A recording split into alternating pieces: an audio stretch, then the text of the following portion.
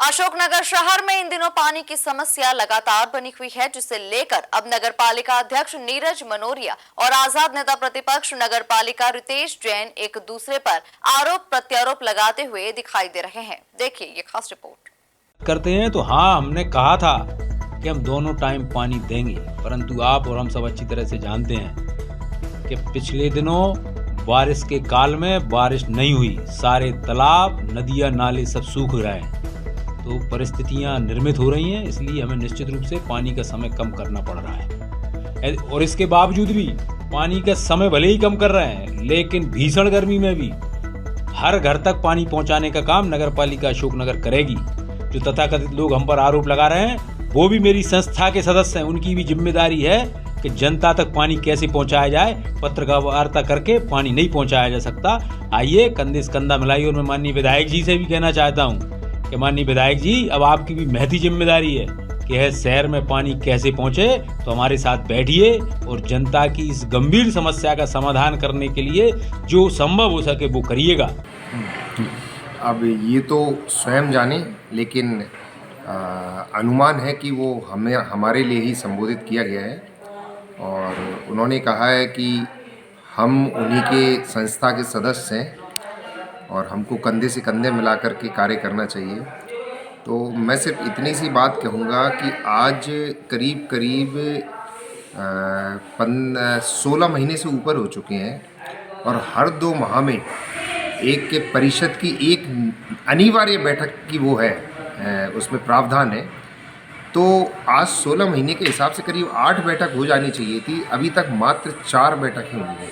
सबसे बड़ा प्रश्न तो ये है कि भाजपा शासित नगर पालिका बैठकें आमंत्रित क्यों नहीं करती,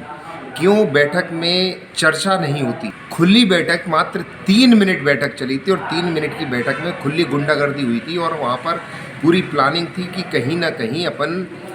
आवाज़ दबाने के लिए कुछ भी हद तक जाएं और मीडिया को अंदर आमंत्रित नहीं किया गया था।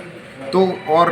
किस प्रकार से ये चाहते हैं, हम तो यही तो उनसे चाहते हैं कि आप कोई भी बड़ा निर्णय लेते हैं तो आपको परिषद की बैठक में पूर्ण चर्चा के बाद उठाना चाहिए, ताकि विपक्ष या फिर कोई भी आम जनता है किसी प्रकार के आरोप प्रत्यारोप ना लगा पाए। आप सिंगल हैंडेडली डिसीजन ले लेते हैं, किसी को कुछ पता नहीं चलता है। और एक और मैं हमारे जो कांग्रेस पार्टी के विधायक हैं उनके लिए भी इन्होंने संबोधित किया है। तो मेरा भी नगर पालिका अध्यक्ष महोदय से निवेदन है कि आपका एक दायित्व बनता है कि आप विधायक महोदय से सहयोग की अपेक्षा करते हैं तो आप उनको ससम्मान आमंत्रित करें, पूरी वास्तविक स्थिति से रूबरू कराएं और फिर उनके साथ बैठ करके अशोकनगर को पानी का प्रावधान कराने के लिए प्रयास करे जाएं। एक और हमारे अध्यक्ष महोदय ने कहा कि बारिश कम हुई और ऐसी बातें सारी, तो आपने जो दोनों समय नल देने का बोला था, दावा किया था, वो अमृत 2 योजना 18 करोड़ की योजना के माध्यम से किया था और वो आपने 19 अगस्त को किया था जब बारिश लगभग पूरी हो चुकी थी। तो कहीं ना कहीं आप जो अध्यक्ष महोदय उनको स्वयं के जवाबों में स्पष्टीकरण ढूंढना चाहिए। और दुकानों के संबंध में भी हमारे द्वारा जो वार्ता की गई थी उसमें उन्होंने मंचों से बोला कि कुछ लोग बदनाम करने का प्रयास कर रहे हैं, कुछ लोग विकास विरोधी हैं।